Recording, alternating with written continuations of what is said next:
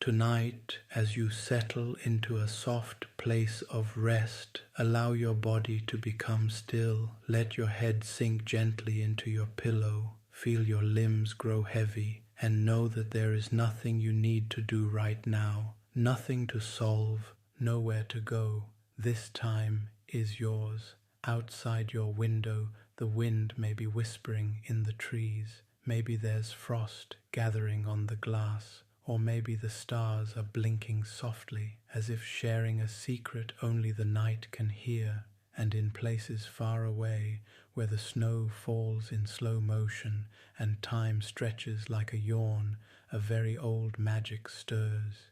You may know stories of Santa Claus, of sleighs and reindeer, ribbons and chimneys, but this story is different. Tonight, we will travel to a world where dreams are delivered not by sleigh, but by hoof. A world where the stars fall like snowflakes and the forests remember your name. And at the center of it all, riding through the snow without making a sound, is a creature you've perhaps never met, but may already feel you've known for a long, long time. Santa Claus, half horse, half man, wrapped in scarves of stardust, with gentle hooves and eyes like candlelight. He's not a bringer of toys, but of forgotten dreams, drifting quietly into bedrooms on days when the world feels too loud and sleep feels far away. In tonight's tale, we'll join Santa Claus on one such journey. A small soul has called out without even knowing it, a child who has forgotten how to dream, and so through the snowy forests, past owl kings and sleeping willow groves, we will ride as Santa Claus follows the whisper of wonder. You are safe here, warm, loved, let your breathing slow, and when you are ready, let us begin the story. In a part of the world that maps have long forgotten, where the wind moves in whispers and snow falls like silence made soft, there is a forest that never quite wakes or sleeps. High above it, the sky is a dark velvet cloth, dusted with stars and stitched with thin threads of golden moonlight, and beneath that glowing tapestry lies a land made of frost and dreams, where trees hum lullabies and rivers snooze beneath blue crystal ice. And in that hallowed hush, right there between the sleeping pine trees and frozen forget-me-nots, he stirs slowly, deeply, as if waking from a very good dream. He exhales, and his breath curls like fog, rolling gently across the snow-covered ground. His body is large, powerful, but not frightening. He has the upper form of a man, broad shoulders, kind eyes, a long and silvered beard twinkling with frost. But from the waist down, he is hoarse, covered in a sleek coat of warm chestnut fur. His legs are strong, his tail long and brushed through the snow like silk ribbons trailing through water. He wears a thick cloak made from deep navy wool, speckled like the sky above him, and wrapped around his wide centaur frame are scarves that seem to have been woven from the breath of a comet. Upon his brow rests a circlet not of gold or metal, but of everfrost pine, a living thing that still blooms tiny glowing icicle flowers despite the deep freeze. This is Santa Claus, not a man, not a myth, but a creature of memory and magic. The world below knows his cousin well, the one in red with a sleigh and a hearty laugh, bounding down chimneys in a gust of soot and cheer. But this Claus is not that. This Claus is deeper, older, slower, gentler. Santa Claus, he tends not to presents, but to dreams, where the familiar Santa brings gifts to those who stay awake long enough to wonder. Santa Claus visits when they've drifted deepest into slumber, long past the stars' bedtime and far beyond the reach of waking moment. He brings not packages, but pieces of peace, the warm hush of your grandmother's kitchen, the exact shade of blue in your childhood dream of flying, the featherlight memory of laughing with no reason, and tonight he has awoken, for the whisper has come. A wind, tiny and unseen, curls into his ear, not cold, not hot, just true, and within that wind is a single voice, barely audible, yet unmistakably clear in his heart. I've forgotten how to dream. His eyes blink once, slow and soft, like the fall of snow off a candle-lit roof. He turns his head, listening more deeply. It's faint, this whisper, but real and unusual. Almost never does a child truly forget how to dream. Some may have quiet dreams, strange ones, distant dreams that hide under pillows or flutter behind closed curtains. But to forget completely, that is a rare thing indeed. Santa Claus turns toward the direction of the message. The old trees creak, not in fear or protest, but in gentle delight. Their branches sway ever so faintly and shake loose, shimmering clumps of snow like soft bells. Before him, in the distance, the tallest tree in the forest begins to glow. It is called the Everdream Pine, and it blooms only once a year on the night when Santa Claus awakens. From its enormous trunk emerges a gentle parchment, blank and glowing like moon-soaked velvet. Santa Claus strides forward with light crunches of snow beneath his hooves. Every hoof print he leaves behind fills gently with light, then vanishes completely as if he was never there at all. He reads the message: name, Seren age 8, Earth winters, location, Ridge Hill by the ice shelf. Status: forgotten her dreams completely. Urgency: high. Dreamlight remaining very low. He closes his eyes for a long moment, not in worry, but in wonder. What broke? He whispers aloud. What burden has become too heavy, even for dreams to carry? The trees offer no reply, but he knows the time has come. He reaches into a deep pocket in his wool cloak and pulls out a small golden locket shaped like a snowflake. Pressing it gently, it opens to reveal a map, not of places exactly, but of feelings. The path glows softly, leading east, past the veil of hibernation, over the frost bridge of echoes, through the glistening hollows, to Seren, the dreamless child. I am coming, he says, not in command, but in care. And so his hooves lift, and he begins to move, not fast, for nothing in his world is urgent, but steadily, with purpose, with peace. Around him, owls wake and blink in silence. A sleeping fox turns in its den, sensing something soft approaching. The trees lean inward to watch, and the snow thickens, almost shyly, as though unwilling to let anyone else follow. Santa Claus cuts no trail, his marks vanish, his sound is the sound of cloud on snow or wind through thought. Already his breath is filled with dreamlight, subtle, invisible, but real. As he passes, the darkness parts, and someone, somewhere, who had nearly forgotten how it felt, begins to curl into bed and breathe and sleep. The snow fell like time itself, soft, slow, and endlessly patient. Each flake shimmered in the twilight hush, catching hints of moonlight as it drifted between the ancient trees of the slumber pine forest. The forest was not only old in years, it was old in memory. Some say it had been dreaming long before anything else had started living.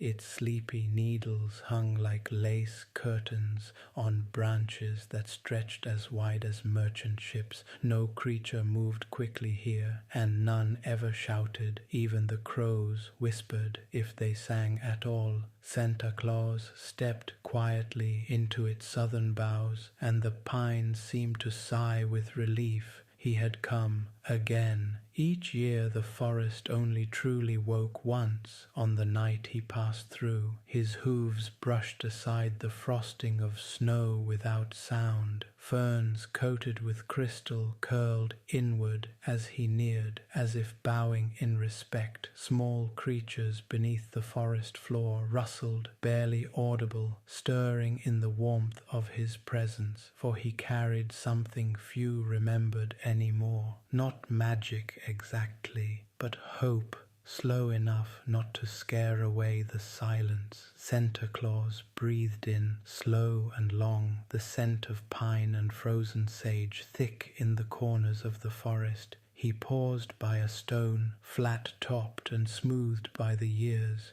Reaching carefully into one of his cloak's many hidden satchels, he pulled out a small acorn carved from blue ice. He placed it on the stone and waited just a moment. After a breath or two, the stone glowed faintly blue. Then a puff of frost rose from its base, and a voice creaked softly out, like a door opening on childhood. Hoof of winter, whisper of wind, keeper of forgotten sleep, you rouse us yet again. Centa bowed slightly, ever formal with the elder pine voices. A child cannot dream, he said simply. Her name is Seren. Do the trees know why? A long, thoughtful pause.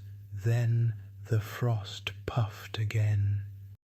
The dreaming thread is thin, not broken but tangled. She's wandered too far into the waking world and left no trail back. Centa's brow furrowed. Wandered? How does a child drift so far without dreaming? She worries, the pine said softly, not about dragons nor monsters, but about real things, heavy things, things meant for grown minds. He nodded slowly. He had seen it before. There were fewer dreams now in many corners of the globe. Too many lights, too much noise, too many clocks. Some little ones stopped skipping into slumber and instead shuffled in, shoulders tight, minds heavy. When that happened, dreams would dim, until one day a child might fall asleep and see nothing but grey. No wonder, no colors, just a quiet space where story once lived. Seren, it seemed, had arrived in just such a space. Santa Claus closed his eyes. He could feel the shape of her sleep even from here, a bed by a window. She curled toward the glass as though hoping to see something past the panes.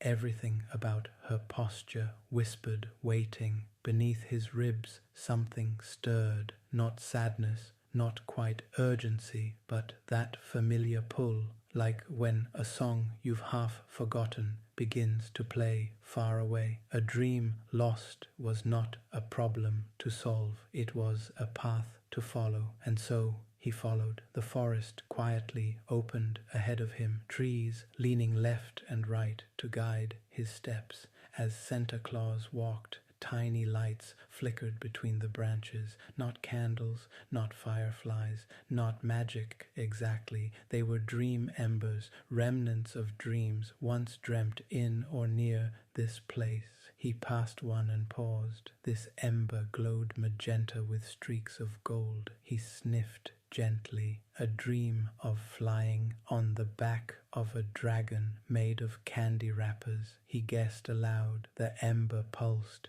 Pleased, he chuckled softly to himself. A delightful one. He moved on, collecting embers along the way. Not many, too many would short the journey. Just enough to begin rebuilding a dream trail. Enough to leave at her window. Enough to remind her he reached the center of slumber pine, just as the wind stilled completely, as though holding its breath. Before him stood an owl the size of a cabin, perched upon a branch as wide as a road, its great eyes turned downward, blinking in no particular hurry. One eye was bronze, the other pearl. This was Branowell, also called the keeper of quiet thoughts. He had lived for centuries and spoken only 7 sentences ever. Today he would offer 2. His voice was the sound of snow sliding off an old roof. The child's last dream waits in the hollow of Knot, unshaped, undreamt, unheld. Santa Claus bowed. He asked no questions. He knew where the hollow of Knot stood, a place just between fading and forgetting. It would be a long walk, but not a hard one. The hardest part wasn't the distance. It never was. The hardest part was remembering who the dream was for,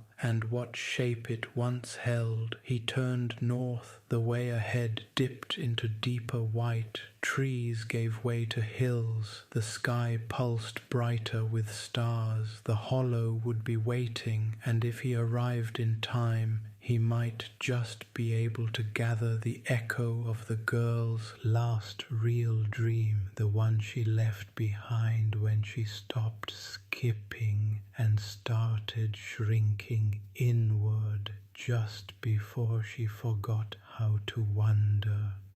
North of the whispering woods, past the slopes where snowflakes fall sideways and the air begins to sigh to itself, lies a pale stretch of land where even sound forgets its name. It is not marked on any map, not drawn in any book, not sung of in lullabies, and yet all who dream or once dreamed know it by feel. They have passed through it when they lost things, the memory of a favorite blanket, the thrill of a forgotten birthday, a made-up song from age 5 that no one else remembers. This place is where those first dreams linger. It is called the Hollow of Knot, not joyless, not sad, just not yet remembered. It stretches beneath a silver sky, flat and flawless, and quiet in a way that hushes even the starlight. Here the snow is not white, but light grey, like ash mixed with sky, and the wind makes no sound. Into this hush steps Santa Claus. The forest behind him has fallen away. His hoofprints are hidden even faster now, as if the land does not wish to remember them. Ahead lies dream terrain, a realm made not of scenery but of emotion without shape, and in the center, flickering like a heartbeat, is something very small, very quiet, a dream, or rather the last dream of a child named Seren. It glows faintly gold, not bright but alive, suspended above the hollow's floor, just at the height of Santa Claus's chest. It floats, and within it, barely contained, are images that come and go like shadows behind a curtain, a whale made of glass, a music box shaped like a strawberry, a library that reads you, footsteps without bodies, a girl with wind chimes for hair, a window, always a window. That last image pulses again and again, as if calling. Santa Claus draws closer, and the dream flickers more quickly. In his heavy winter coat, he gently reaches toward the orb. His fingers do not touch it. They simply hover nearby enough to listen. She used to tell it stories, he murmurs. Before sleep, Seren told her dream stories, not the other way around, and the orb, almost shyly, pulses as if it remembers. Yes, Seren had once created worlds before sleeping, not waited for them, not hoped for dreams to come to her, but told herself stories, whales that whispered equations, castles without walls, a moon that tucked her under its crescent wing, and then, one night, she simply stopped, not suddenly, but slowly, like a candle going dim or a snowflake melting against warm skin. Each Each night she spoke less to the dark. Eventually she said nothing and waited, and the dreams forgot their way back to her like little birds who couldn't find the window open. Santa Claus gazes into the golden orb, holding space for what it is, not scolding, not urging, just waiting for it to speak. Finally, it shivers again, and a single phrase forms, curling inside the orb like breath on glass. It was the day of the moving boxes. And then silence again. That's all the orb knows. It doesn't understand what came before or what came after, but it remembers that inflection, that shift, when the world around Seren changed just enough to make her heart shrink a little, her mind slide toward worry, and her dreams tangle into knots too tight to find. A move, a loss of familiar colors, a playground far away, a new room, a different pattern of light on the wall, enough to make dreaming difficult but not impossible. Santa Claus reaches again into his coat pocket and takes out a soft pouch of velvet night blue. Inside are dream stitches, gossamer threads spun from the memory of lullabies, tied around motifs of belief. Each stitch can repair a lost fragment of wonder, but only if it's from the dreamer. He examines the orb again, fragmented but recoverable. He leans in and whispers, not a spell, not even words, just presence, kindness, the deep offering of slowness. The orb wavers and then begins to hum. It's distant, faint, a lullaby sung very long ago, not by one voice, but two, a child and someone older, together, perhaps curled under quilted blankets, a lullaby passed down like stars through leaves. Santa Claus lays a single dream stitch across the orb, and it is absorbed instantly. The orb grows warmer, brighter. It may not be ready to return yet, but it remembers the way. That is enough. He gently lifts the now softly spinning orb and encases it in a pouch made of felted cloud. He doesn't smile. He simply closes his eyes. Step 1 is complete. He's found the last dream, and now he will need 2 more pieces before Seren can receive her dreams again. A memory of stillness and a sound she's forgotten she loved. He turns west toward the caves beneath the Golden Bear, where old sounds sleep under stone. All around him the hollow of Knot begins to recede behind a gentle flurry of snow, and a voice carried faintly on wind says simply, "Thank you." Whether it is the landscape, the dream, or Seren herself speaking in sleep is unclear, but Santa Claus hears it and carries on. The wind changed. It was not colder nor harsh. The snow still fell soft like feathers, but something in the air grew rounder, slower,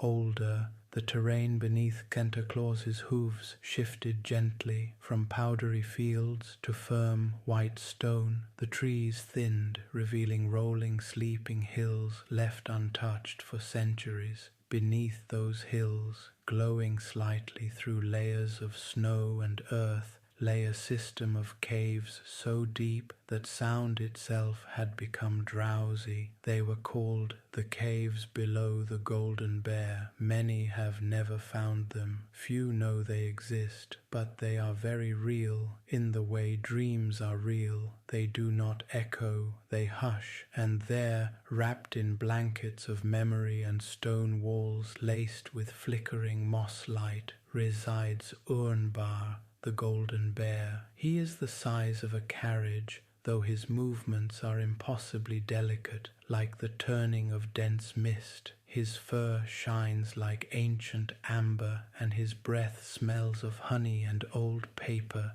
He rarely wakes. He dreams endlessly, and he dreams backward, not just of the past, but in reverse. He dreams days back into weeks, moments back into memory, songs backward into quiet humming. Santa Claus approaches the cave's arched mouth, carefully stepping over an icy root shaped like a question mark. Icicles dangle from the stone above like translucent chimes, a music frozen instead of played. Soft light glows from within. He does not call out. One does not wake Urnbar like that. Instead, Santa Claus opens a pouch from deep inside his saddlebag and removes a single walnut shell filled with winter wind. He cracks it gently. A breeze spills out, cool, round, a little sleepy. It curls into the cave's mouth and spins leftward, a signal known only to the dream bear. Inside, a heavy movement stirs, a stretch, no sound of claws, just fur brushing against rock with the sound of a hearth being stoked, and from the cave's glowing throat emerges a large, blinking face, golden with streaks of snowy white. Urnbar blinks once, then again, then slowly, deeply, he hums, a low, drowsy sound that makes the icicles hum in sympathy. "Old hooves," he rumbles, voice like velvet thunder. "You've come again." Santa Claus inclines his head. "Only when I must, friend. This winter brings a quiet child, a dreamless one." Urnbar doesn't speak again for a while, but he blinks, and in his blink is recognition. "Bring me the fragment," the bear says. Santa Claus unclips the dream pouch from its warm pocket and unveils the faintly glowing dream from the hollow of knot. It floats before Urnbar, slowly, lightly, flickering with its images. The dream library, the girl with wind chime hair, the whale made of glass, and the cherished image that persists. Seren, looking out a window, waiting. Urnbar inhales, deep, so deep that the snow outside the cave doorway draws inward for a moment. Then he sighs with a sound like leaves falling onto sheets. "She used to listen," he says. "To what?" Santa Claus asks. "To the lights." Urnbar's nose taps a sleeping stone beside him. It opens like a lid, revealing hundreds of tiny folded papers, no larger than rose petals. They flutter softly like moths. "Sounds," Urnbar says simply, "held here so they wouldn't be forgotten." Santa Claus knows this magic. These are soons, not sounds, but rememberings of sound, held so their color and warmth might never fade. Urnbar beckons. "Reach in, listen, find hers." Santa Claus moves slowly, carefully, as his hand hovers above the cluster of sleeping soons. One of them twitches, then it rises, a pale blue one creased neatly. It flutters toward his palm. The moment it touches his skin, he hears it, a melody, light and high, not a song with words, just a tune, rising like steam from hot cocoa, sung not by a person, but by lights, twinkling, faint chimes in the pull-string stars of a music mobile, the lights above a small crib, and then later lights in the corner of her room, rainbows cast by crystals in the window. Seren loved light music, not music with voice, but music that came with light. She would just stare and smile a little when the tiny notes danced around her evening room. Sometimes she'd hum along to the lights themselves, until one day the lights got packed into boxes and she stopped humming. Santa Claus cradles the blue Sund gently and nods. "Thank you," he says to the bear. Urnbar is already asleep again. The light in the cave dims slightly, snuggling the corners with lull. Santa walks out without another word, protecting the blue Sund like a snowflake in his hands. He now carries two pieces, the last dream, rescued from the hollow of knot and one forgotten sound. the melody of light. Seren once hummed into the dark, one more to find, one final fragment, a memory of stillness, not silence, but stillness, the kind that settles the chest and smooths out the breath, the kind children feel when they look up into tree branches or sit beneath stars, not knowing they have names. It would be the hardest to find. Stillness cannot be forced, only accepted, and that meant one thing. He would need to visit the one being who remembers all things without trying, a turtle who carries time on her back in the winter mirror marsh. The way to the marsh was quieter than snowfall. Santa Claus had left the caves just before dawn. Not that the sun ever truly rose in these parts. It simply softened the dark into lavender, with small strands of peach tracing the tips of the treetops. It was the kind of light one might imagine as a dream of morning rather than morning itself. As Centa made his steady way toward the east, the land grew flatter, stiller, more reflective. The scent of pine thinned, replaced by something softer, a mixture of cool moss, ancient water, and time-warmed stone. He had arrived at the dim edges of Winter Mirror Marsh. It was a secret place, known only to dream keepers and the slowest of wild things. The marsh did not bubble or ripple, it did not gurgle or hiss. Even the frogs here whispered, sounding more like thoughts than croaks. The water stretched out in still pools that reflected nothing, not the trees, not the sky, not even Santa Claus. Instead, each mirror of water responded only to the soul standing beside it. If you looked down and were calm, you might see stars, or a mother's lullaby folded in blue. But if your heart was noisy, uncertain, too hurried or hard, you would see only clouds, and in the very center of the marsh, atop a soft mound of moss woven with time, sat a turtle unlike any other. She was the matron of stillness, though she preferred no name at all.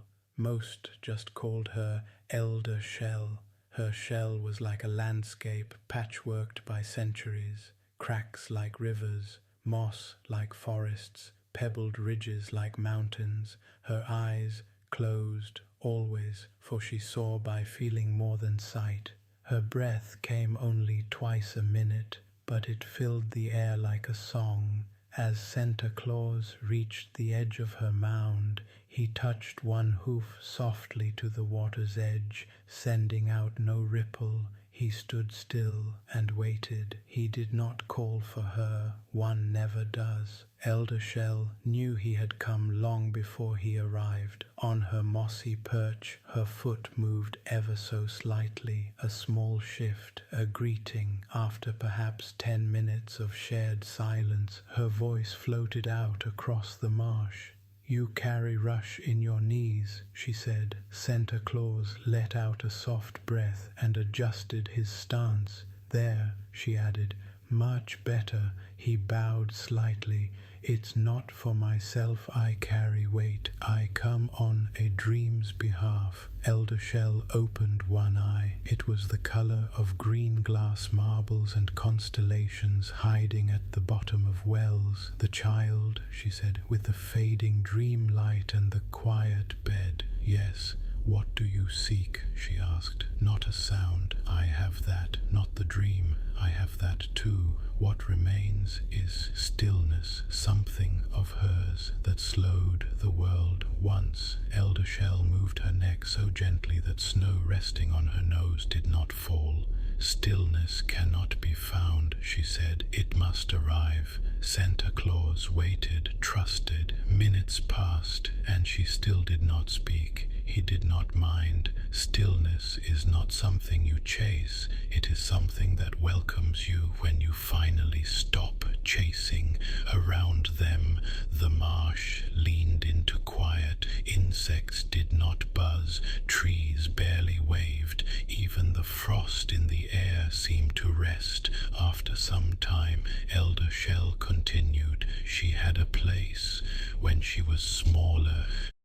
The marsh rippled just once, and a watery portal formed, showing a small vision. Seren, aged maybe 4, wearing a blue jacket with one mitten missing, sitting under a large tree in her old backyard. The world around her was still. There she was motionless, not in time out, not afraid, just peaceful, watching leaves float downward, listening to the wind make its slow way between fence posts, looking at a single ladybug making its way along the hem of her mittenless sleeve. That was the stillness she had once known, the kind without task or schedule, without clocks, without pressure. The moment had belonged to her, free and open, a moment without structure, a stillness just for the sake of being still. Santa Claus closed his eyes and committed the image to memory. When he opened them, Elder Shell was watching him, both eyes now open, but filled with drowsy wisdom. Her stillness lives in a place she does not live in anymore, she said, but that doesn't mean it's gone. No, he agreed. It just needs its shape returned. Elder Shell leaned the tiniest bit forward and let something slide from her shell, a single tear-shaped stone, smooth and white. Place it on her windowsill where she leans. Let it rest under the light. It will catch her calm again. Santa Claus touched the stone and bowed more deeply than before. Elder Shell smiled, or so it seemed. Then she closed her eyes once more, and her breath, slow as the turning of tides, rose again through the reeds, until sleep reclaimed the marsh.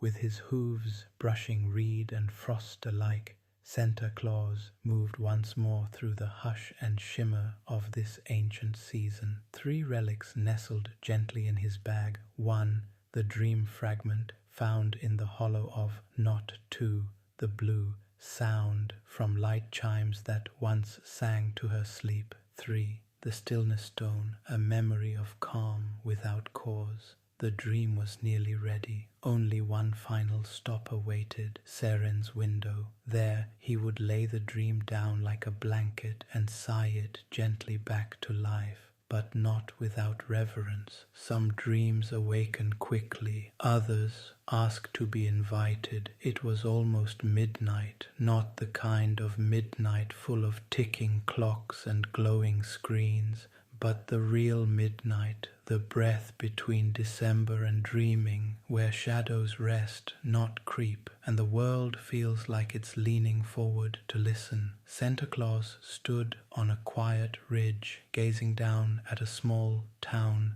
veiled in frost. The rooftops were rounded with snow, soft and silent like powdered hills. Tiny smoke streams curled from a few chimneys, dissolving into an indigo sky sliced with stars. Bellows from a far-off train echoed once, then faded. The town beneath was wrapped in cocoa-colored quiet, and in the eastern corner, on a small hill where few houses sat, stood one particular home, cozy, square, with sloping eaves that had caught the snow in delicate balances. A window glowed faintly. It trembled with the chill outside, and behind that window slept Seren. She was curled on her side, knees tucked gently up, hand soft beneath her cheek. A single stuffed goose rested near her pillow, its fur slightly worn, its wings outstretched, as though even in stillness it remembered flying. Yet around her something was missing. No dream stirred the air, no faint mumblings or twitch of fingers, only the slow rhythm of breath. Santa Claus approached the house without a sound. No footsteps, no bells.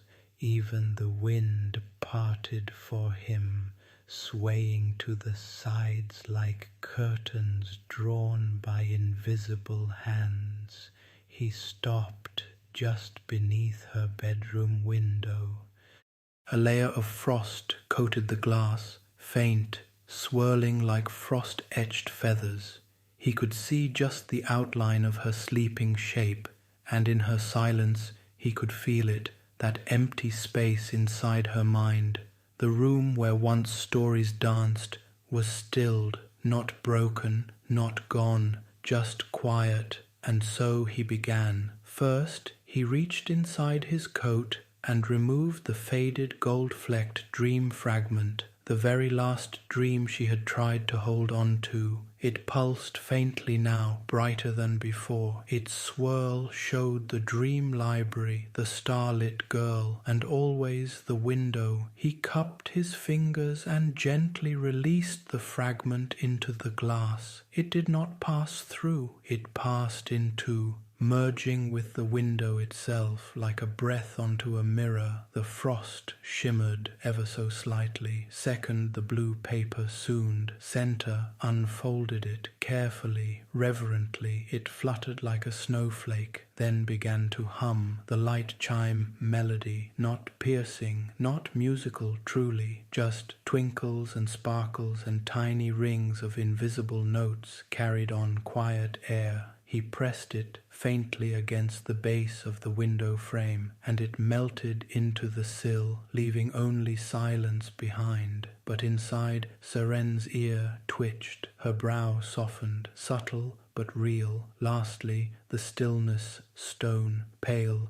tear-shaped, smooth. He placed it gently, precisely, just beneath her window, on the outside ledge where morning light might catch it. And then he stepped back. The work was complete. Dreams are not inserted, they are reminded, and soon the frost on the glass began to part in slow, flowering spirals from the inside. Santa Claus stood very still. He could now feel the edges of the dream beginning to form, not with dragons or candy canes, but with images only Seren herself could summon. Inside the room, the air shimmered. Seren stirred, not fully. Her hand shifted only a little. Her forehead relaxed, and in the space between breath and breath, a door opened somewhere deep inside her dreaming mind. At first, just echoes, books that whispered instead of rustled, a wind that sang in the shape of stars, a girl with silver hair and wind chime earrings fluttering through the sky like a dandelion seed.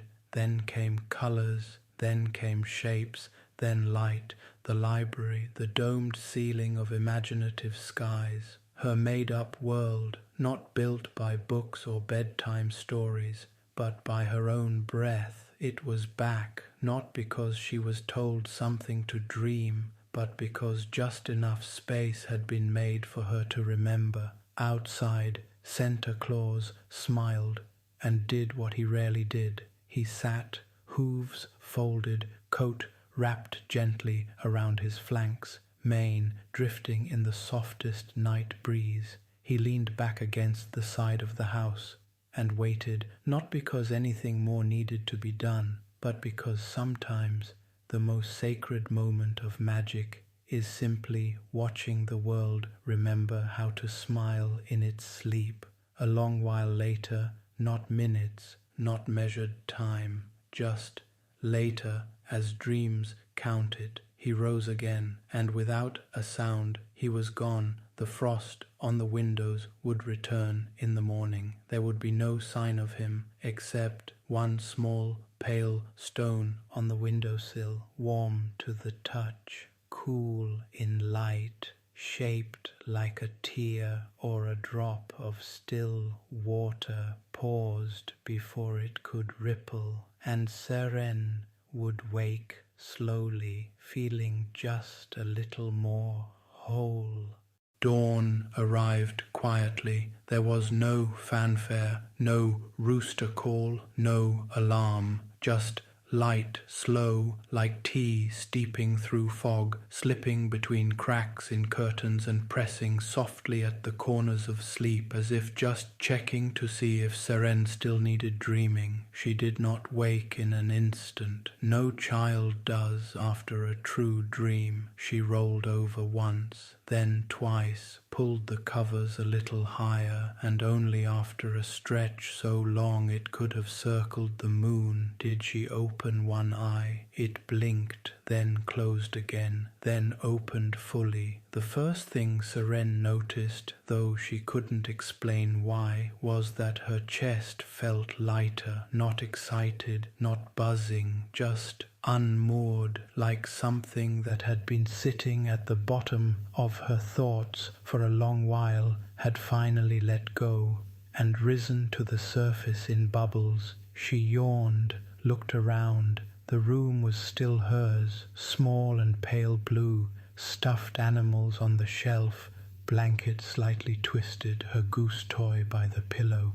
Outside the sky was feather grey, promising more snow by afternoon. Her breath clouded softly in the winter cool air, drifting like a dragon's puff. She didn't feel any different exactly, but she did feel held. There was no reason why, no memory of a dream, at least not one she could name, but there were feelings, shapes in the back of her mind, colors, sounds without words. She sat up slowly, eyes drifting toward the window beside her bed. She didn't usually look out right away, but this morning something called her gaze softly toward it. She slipped quietly from her bed and stepped closer, feet padding the soft rug like snowshoes. The first thing she noticed was the frost. It was different today. Instead of the usual chilled crystals and angular fans, the frost had formed more like feathers, gentle spirals, soft curls. But more than that, there on the outside edge of the windowsill was something small, a stone, not large, tear-shaped ivory with the faintest swirl of color at its center, like cinnamon floating in cream. She pressed a hand quietly to the glass. The stone didn't move. For reasons she couldn't say, she didn't rise the shade or throw on boots to reach it. She just looked and smiled, the kind of small, crooked smile that flowers make just before blooming. At breakfast, her mother noticed something. Seren ate slowly, which wasn't new, but she was quieter than usual, not in the way of sadness, in the way of watching. Her eyes seemed to follow dust in sunbeams. She smiled when the honey dripped down the spoon in a perfect ribbon, and when her mother said, "Darling, are you all right?" Seren paused and nodded very gently. "I think I had a dream," she whispered. "Oh?" her mother asked casually, smiling, but Seren didn't answer. Instead, her gaze drifted again to the window behind her, to the faint reflection of the stone on the sill. She didn't remember the library, or the whale of glass, or the wind chime girl, or even the centaur with winter in his mane, but the feeling, that wonderful, warm, deep feeling of belonging to herself again, of being safe in sleep, of returning to something no one else had to understand but her, that remained. Later that day, she did a small, unexpected thing. When the afternoon light spilled across her bedroom floor, she took a few blank pages out of her drawer, and she drew a staircase with no base, a floating tree with lantern leaves, a girl flying, but not in the sky, in a library. She didn't tell anyone about the pictures. She didn't need to. They weren't for anyone else, just like dreams in a world far away, or maybe so close it's just behind your breath. Santa Claus stood at the edge of the sleeping woods once more. He looked north beyond the frost and forgetful wind, and in his satchel a space where once a dream fragment had flickered, now gone, delivered. His work for the night was nearly done, but before he turned to go, he looked up to a sky that was no longer just still. Now it sparkled like eyes before sleep, like memory before waking, like Seren remembering how to dream again. The snow had changed. It didn't fall now. It floated slowly, wonderfully, like it was asleep in midair. Santa Claus trotted gently beneath boughs of trees that leaned just slightly over the path, their pine needles dusted in shimmering white. Each flutter of snowflakes caught the silver in his mane, and the soft breath rolling from his nostrils, wrapping him in a visible hush of warmth and age and care. He was headed home, but his ride, like all things Santa Claus touched, was unhurried. He passed landmarks he'd seen only hours or perhaps centuries ago. The arch made of frost-woven vines, the slanted stump where the snow fox nested, the pond with a paper-thin film of ice that held reflections not of the sky, but of dreams themselves. Each place bowed quietly as he passed. They knew another quiet child had been helped, not saved, not fixed, just gently nudged back toward themselves, and the forest, it seemed, was proud. As he passed into Whisper Pine Forest, the trees began to sing, not with voices, but in movements. Branches lifted slowly, needles trembled with almost melodies. Even the ground seemed to hum, just below hearing. They spoke in tones older than speech. She sleeps deeper now. She dreams again. She remembers.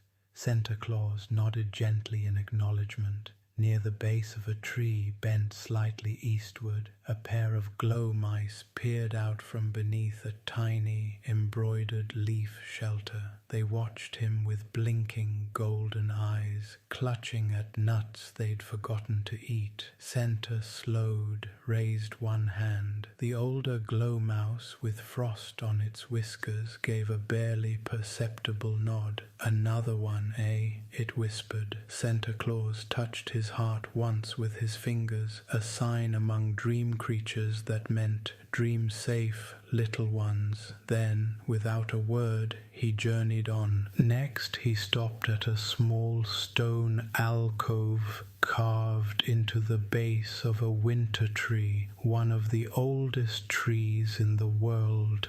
There, a marmot slept under a pile of glowing moss, snoring like bubbles rising in warm syrup.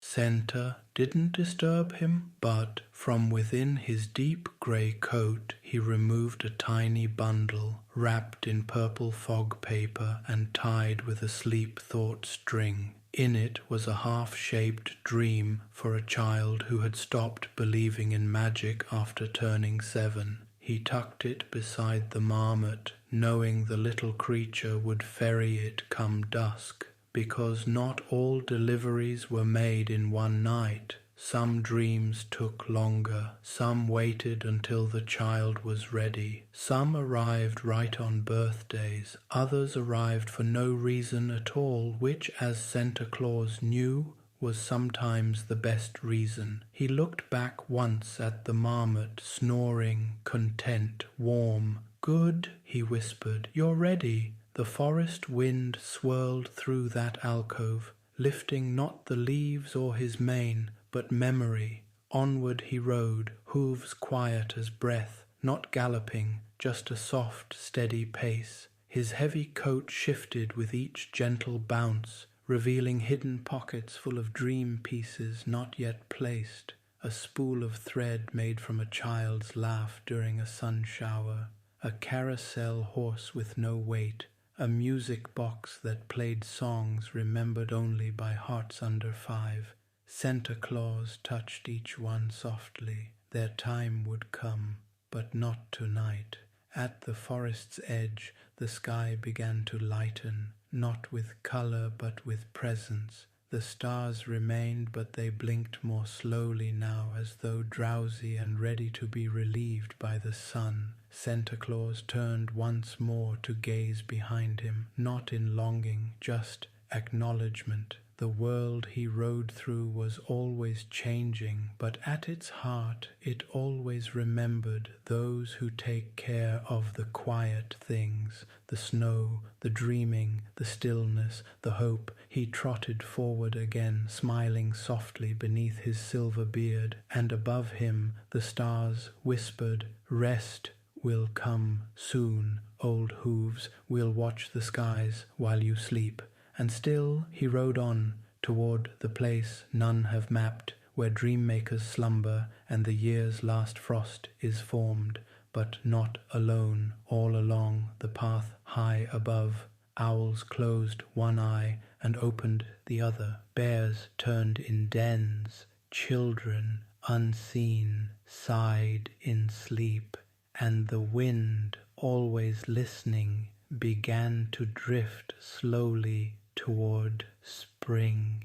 There is a place the stars know well, a secret grove, so quiet that wind forgets to blow and time forgets to tick. It lies somewhere beyond geography, gently tucked between what is and what might be, a glade wrapped in midnight sky and settled deep beneath a canopy of breathless silver trees. This is where the dream givers go, when the world has been watched, when the stories have been heard, and worlds within worlds begin to settle into slumber. And now Santa Claus had returned. The pines here were not green, but soft silver, with needles so fine they shimmered like mist. Above them the sky was endlessly deep, not quite dark, not quite light, simply still. Stars floated closer here, not far and twinkling, but near and slow, like paper lanterns on a quiet lake. Santa Claus passed beneath the largest of the trees, its roots curled like the arms of giants long forgotten. This was Starest Tree, and it marked the very heart of the grove. He stopped there, not from exhaustion, but from alignment. His work was done for now, and the grove had called him home. It remembered him, of course. The hooves, the mane threaded with frost, the cloak that carried children's breaths wrapped in memory and soft wool. But more than that, it remembered his silence. You see, the dream givers never reached the world through speed or shouting. They moved through presence, through noticing, through waiting, through love that never demanded to be seen. Beneath the Starest Tree, several forms began to emerge, not from caves or shadows, but from stillness itself. There were others, like Santa Claus, different shapes, different beings, all old in the same way, and yet all still soft in the way that only the very gentle are. One moved like a cloud, shaped like a woman wrapped in feathered shawls. One was little more than wind and bell and thread,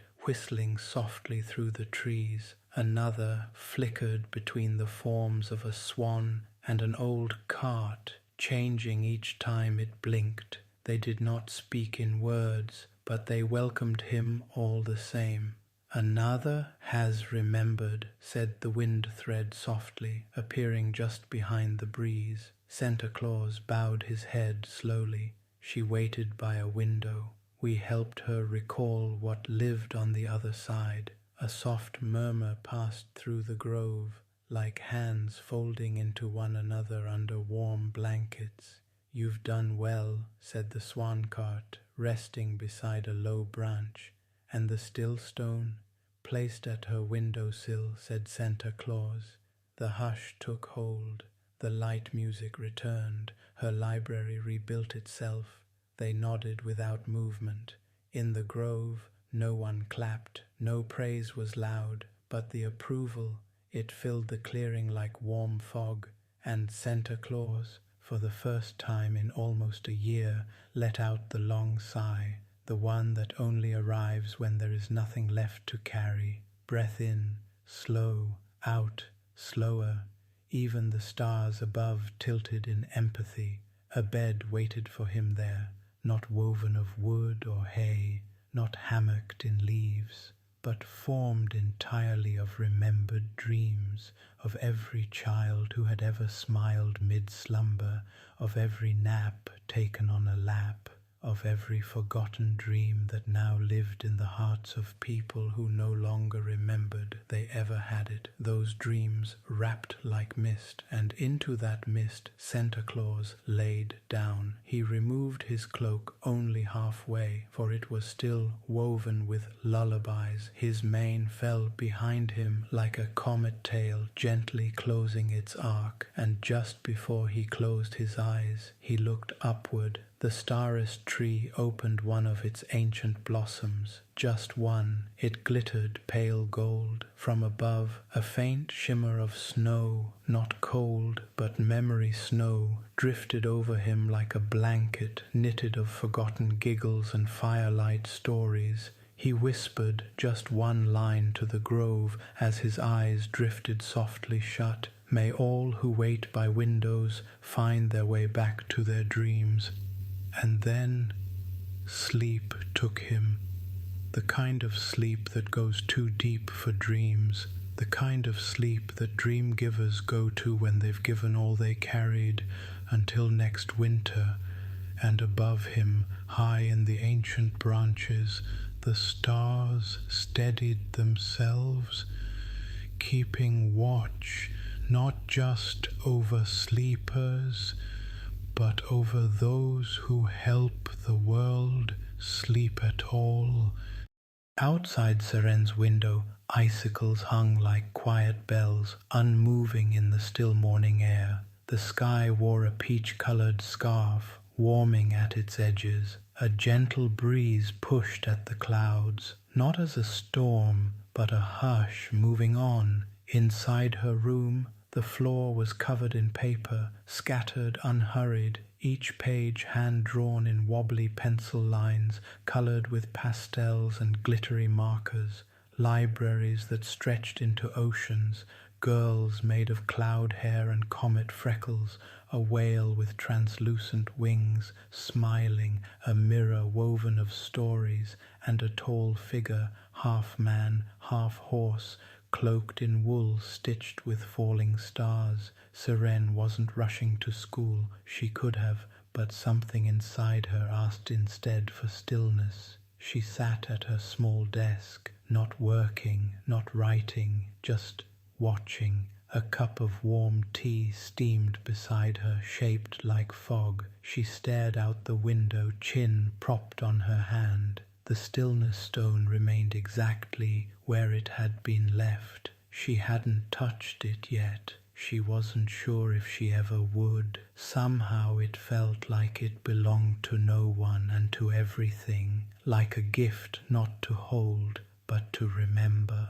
That day, when Seren did arrive at school, her teacher noticed something. She raised her hand, not to answer, not to be right, but to ask a question. Do clouds have dreams? It wasn't meant to be clever. It was just a genuine wonder she had. The class laughed at first, but softly. Then one other child raised a finger and said, "Maybe they do, they drift. Maybe they're dreaming on the wind." Another nodded, and maybe when it rains, it's them crying about their dreams fading too fast. And in that moment, a small thing happened. Something cracked, but not broken, cracked open, openness. An invisible hush filled the room, the kind that doesn't silence, but invites. For the next few minutes the children spoke, not from memory or rules, but from somewhere else entirely, a part not always welcome in the waking world, the dreaming mind. Later that evening, Seren placed one of her library drawings under her pillow, not for anyone, just in case it might take root and stretch skyward while she slept. In bed she sighed through her nose, a tiny smile curling at the edges of her mouth like steam rising into a forgotten attic. She still didn't remember the whole dream, but she no longer needed to. She felt it inside her now, like a softness folded into the corners of her breath, the kind of feeling that doesn't leave. You just stop hearing it until the hush of night brings it back again, far away, though not as far as we think. The grove of the dream givers continued its slow sleep beneath silver trees. Centa Claus didn't stir, but one of the stars above him pulsed once, bright, quiet, a heartbeat in light, then a second one, then a third, not constant, not urgent, just the way distant wishes ripple back toward the ones who helped them rise. And elsewhere, a boy afraid of the dark left his blanket a little further off his chin tonight. A girl who hadn't spoken in days hummed to herself while brushing her hair. A grandmother smiled as she dreamed of her childhood boat pond again. And a snow fox, nestled in the crook of slumber pine roots, dreamed of dancing pine needles and spinning moons.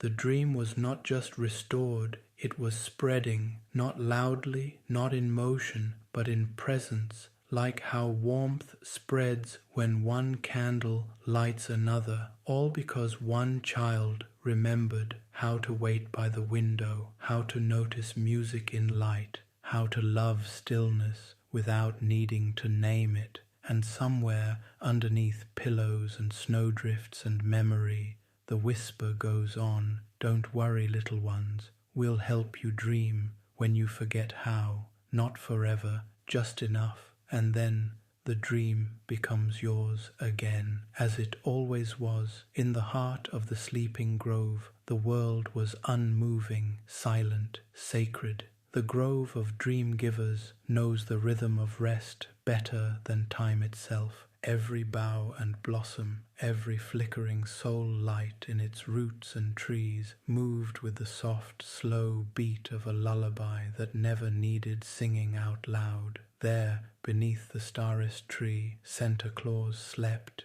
deep, complete, not dreaming, not awake, just there in the way only dream givers know how to be. His mane spilled over mossy stones, his breath rose in easy clouds that shimmered up toward the stars, twining with frost and memory. His great coat, embroidered with sleep threads and light fibers, lay still across his flanks, except there, a twitch near the left breast pocket, then again a slow rustle, like paper remembering it had something to say. From within the coat, one of the dream stitches began to move. It had not stirred when Seren's journey ended. This piece had belonged to someone else. It gently uncurled, warming from within, drawn not by sound, but by a feeling traveling on the invisible air. A feeling older than morning, older than bedtime, a feeling Santa Claus knew by name, even in his sleep. Another child is drifting toward forgetting. The stitch pulsed, glowing with a faded thread of blue and violet. It stretched, twisted upon itself, and slowly began folding, not randomly, not aimlessly, but with purpose, with memory, map-like. A landscape began to take shape in shimmering thread, stitched onto the inside of Santa Claus's coat, a coastline wrapped in sea fog, a lighthouse that blinked in time with someone's heartbeat, a spiral staircase grown from coral, at the center a name, Milo, age, 4 winters, nearly 5, current, dream state, fragmenting, cause, new fears, new noises, too many goodbyes. The map folded itself once more, paused, waited. At the edge of the grove, the silver trees rustled gently. Just once, a soft whir deep in their trunks. The grove had felt it too, a new dreamer wobbling between waking and worry. And yet Santa Claus did not wake. Not in that moment, because this time something different was happening. In a low hollow near the base of the starless tree, a small golden fox stirred. You've seen foxes before, of course, but not like this one. Her unblinking eyes were silvered like mirrors, her tail was shaped like a curled feather, and her paws left no print. Even in dream snow she was called Luma, a kindling fox, one of the rarest companions among the dream keepers. Foxes like Luma did not speak aloud, but they listened until the world had nothing left to hide, and when it was time, they carried not letters or gifts or snowflakes, but the first spark of remembering. She moved now, dragging her tail across the grove's floor, tracing the map stitch with her paw. Then she turned toward the horizon, beyond the trees. The dream pulse grew stronger. Milo was waiting, though he did not know it, waiting with a heart grown just a little too quiet, with hands tucked beneath a pillow, fists unconsciously clenched in sleep, with dreams faint, smudged, receding. Luma did not run, she did not sprint, but she stepped forward as winter leaves stepped aside for her, whispering softly to one another. The fox carries the ribbon now. A dream is calling. The spark has found another path. Back at the tree's roots, Santa Claus stirred slightly, not fully waking, but slow and sensing. A soft smile tugged beneath his beard. His eyes did not open, but his voice moved across the grove in a whisper too old to echo. Yes, Luma, you go first this time. He'll need you.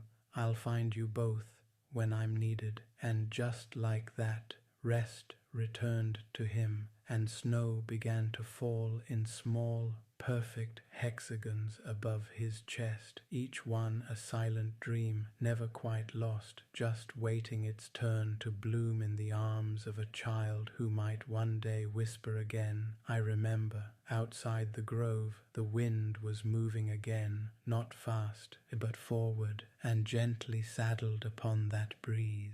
A small fox trotted toward a child by the sea. Her steps were stitched with starlight, her purpose woven with hush, her message that dreams do not need doors. They find us even when we forget to leave the window open.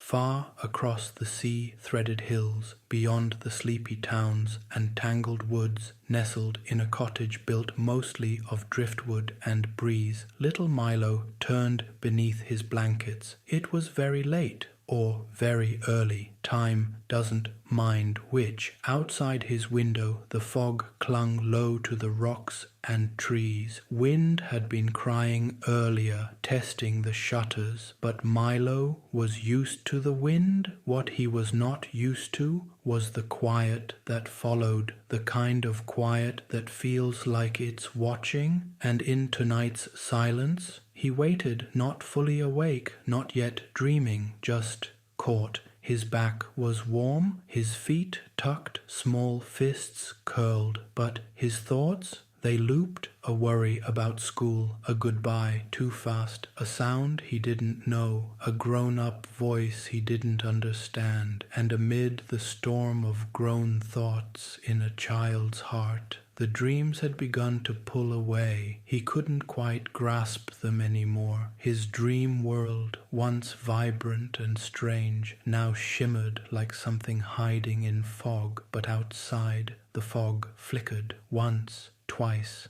then quietly opened. Without tearing, without sound, a slim shadow moved over the snowless yard. A fox, she shimmered softly, tail long and feathered like frost-painted ribbon, eyes silver pools. Luma, she tread lightly toward the window where candlelight had been forgotten and frost had kissed the corners of glass. She sat and she stared, not demanding, not coaxing, just offering, for a long while, until inside Milo turned. Something pulled him from the place between places, and for the first time in many nights he opened his eyes while it was still dark. He didn't sit up, just looked, and quietly he saw her. No part of him was afraid. He didn't shout, didn't blink. He just looked at the fox sitting outside his window, her ears alert but still, her eyes sorrowless but searching. "I can't see my dreams anymore," Milo whispered, not to her, just aloud. His window fogged slightly from the sound. Luma twitched her ear once, then slowly she stood and turned. She walked away, not running, until she reached the edge of wakeless pine trees swaying in the dim. Then she paused, looked back, follow, not a word, just knowing, and in that moment Milo got up. No coat, no boots, just socks and wonder. He padded slowly, without noise or doubt, to the front door, out onto the cool wood, then onto snowless earth. The wind did not disturb him, the cold did not scold him. The sky, blanketed in stars, watched like a grandmother hiding delight behind her knitting needles. Luma waited until he was close, then turned again and walked forward, and Milo followed. Across the still world they went, together, not hurrying. The trees seemed to lean just slightly, welcoming, not obstructing. Soft trails of blue light spilled from Luma's tail as it brushed the air. As they moved, the air began to smell like cinnamon and quiet songs. Somewhere ahead, a new dream was building, not delivered this time, but gently grown from frost and thread and whisper and time. It took its shape. For Milo, a small globe floating gently above the path, shaped of memories he didn't know he'd kept. The sparkle of his mother's earring when he was very small, the sound of chalk on a board when he drew swirls at age 3, the weight of a blanket he loved, long lost, and the scent of his father's tea. The pieces wove slowly, slowly into a soft growing light. At last, when the boy and the fox reached the quietest clearing, Luma turned one last time. She brushed her tail across Milo's chest, and the dream ember paused in front of him. It glowed once, then floated gently into his chest. No force, no push, just homecoming. He didn't fall asleep right there, not at first, but neither did he cry. He simply breathed, like the world had taken a weight off his smallest ribs, and when he turned to place a kiss on the fox's nose, she was already gone, but her light remained. In the grove far away, Santa Claus woke, not startled, not even surprised, just ready. He sat up beneath the vast starest tree, whose petals now bloomed with soft gold light across its branches. He looked skyward, where snow had begun to fall again, the first true snow of the season, not from clouds, but from above. Dreams, each flake sparkling not with cold, but with remembered warmth.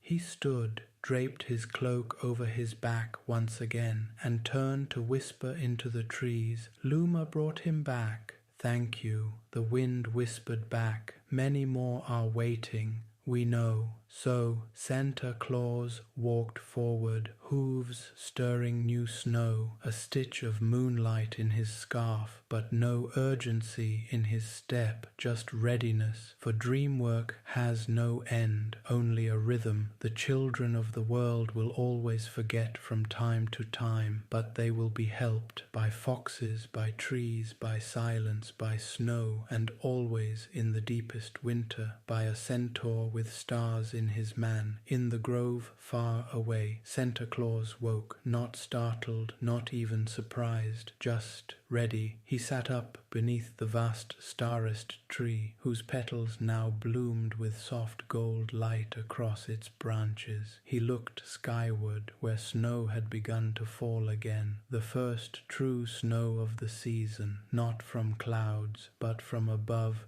dreams, each flake sparkling not with cold, but with remembered warmth. He stood, draped his cloak over his back once again, and turned to whisper into the trees. Luma brought him back. Thank you, the wind whispered back. Many more are waiting. We know. So Santa Claus walked forward, hooves stirring new snow, a stitch of moonlight in his scarf, but no urgency in his step, just readiness, for dream work has no end, only a rhythm. The children of the world will always forget from time to time, but they will be helped by foxes, by trees, by silence, by snow, and always in the deepest winter by a centaur with stars in his mane and 1,000 dreams tucked gently beneath his coat.